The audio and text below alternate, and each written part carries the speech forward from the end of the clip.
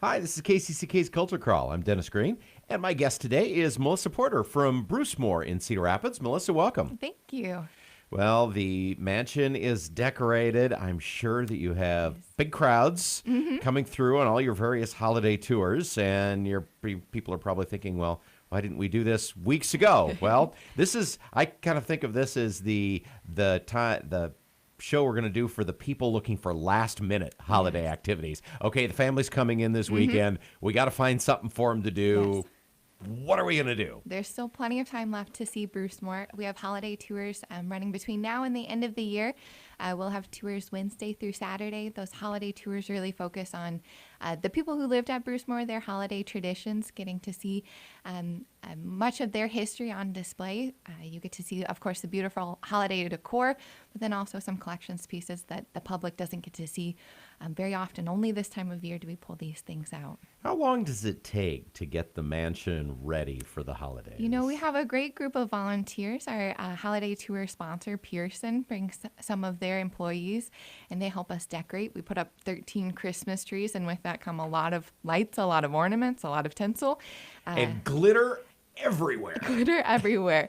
As a staff member, you can't walk through the house. The tourist, you might not be able to walk through the house without leaving with some sparkle on you. A little bit of the holidays to travel with you, too. So for the said that the the tours highlight the families who lived in the house. Of course, absolutely. that's several different eras. Yeah. So tell me just a little bit about how you kind of honor each of the three families who lived in the house. Absolutely. You know, most of our history deals with the Douglas family. Because they had it the most. Yeah, they lived there between 1906 and 1937, and they really made a big impact on the house. And we have a lot of information about how they would have celebrated the holidays, their lives growing up there, and along with them, all of the people who worked on the property while they were there, because the holidays were also a busy time for anybody who worked at a big house, including the people who lived and worked at Brucemore. And then Margaret Douglas, the oldest of the three Douglas daughters, inherited the property with her husband, Howard Hall. And the Halls also had their own Christmas traditions, and we like to highlight those as well. What's your favorite holiday story or thing or aspect, the one that either an item that comes out that you love or just a portion of the tour that you love to hear the story again and again? That's a great question. You know, I love, a few years ago, we had a donation of some original puzzles, jigsaw puzzles that the Douglas family owned, and those have been returned to Brucemore, a generous gift. And each year we like to put out one of those puzzles in the nursery to talk about the ways that the girls like to play games during the holiday season. I also love it because I have to put the puzzle together for us to put it on display. Is it hard? It is. It's a jigsaw puzzle, and it is not easy. But each year I think I get a little better at it. So It's like one of those young people who solve the Rubik's Cube. You try and get faster each year. I'm sure someday I will be quick at it, but not yet. We think of the Brucemore Mansion as being a stately place, but anybody who's been through the tour know that there were three active young girls who were raised in that mansion, and it wasn't prim dresses and tea parties all the time. It was also a place where they played. I'm thinking in particular of roller skating up in the dance hall. Yeah, you know, I think the thing we think about Brucemore is it's a home. And so I hope that comes across to everyone who visits is not only is Brucemore a beautiful mansion and a beautiful place to visit, especially during the holidays, but it's also a place where people grew up and a place that's a home much like our homes are today.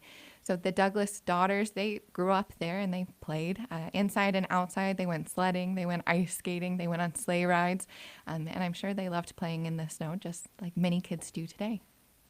Talking with Melissa from Brucemore about holiday activities, and we'll talk about all the different things in the schedules here in just a minute. The grounds, even though it's winter, and then the gardens and things are dormant for the year. I know there's a lot of outside decorating that goes on too. There is. Yep, we've got wreaths up on our gates. We have historic gates around the property and then also on the mansion itself.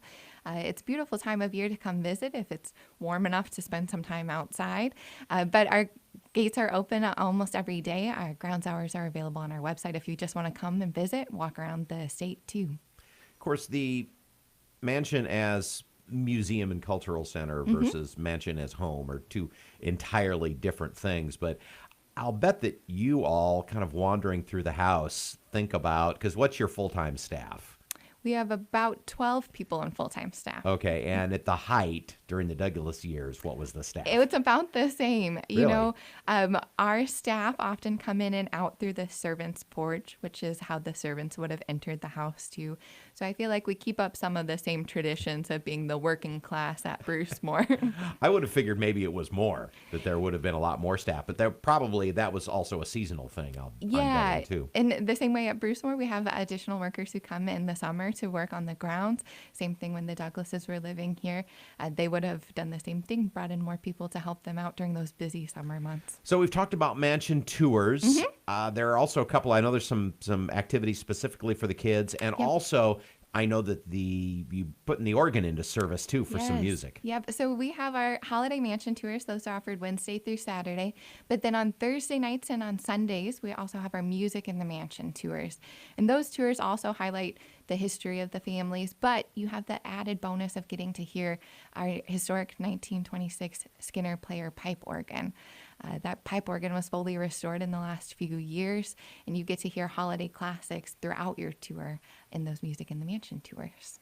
So you mentioned a few of the dates. Now, of course, we're heading into the holidays when things will, obviously the schedule will be a little bit different, but people can visit your website to get those kind of, again, those last minute tour ideas. Do you sign up for those ahead of time, or do you just show up? How does that work? You can purchase your tickets online at brucemore.org, and I would recommend that, especially as we get closer to the holidays.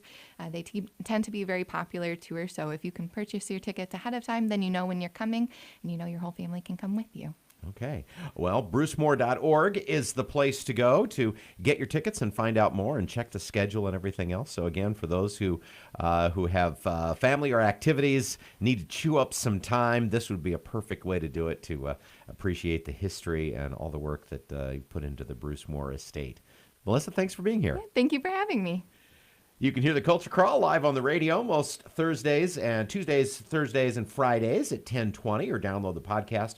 Watch or listen on your own schedule at kcck.org/culture or using your favorite podcast app. I'm Dennis Green, and I'll talk to you later.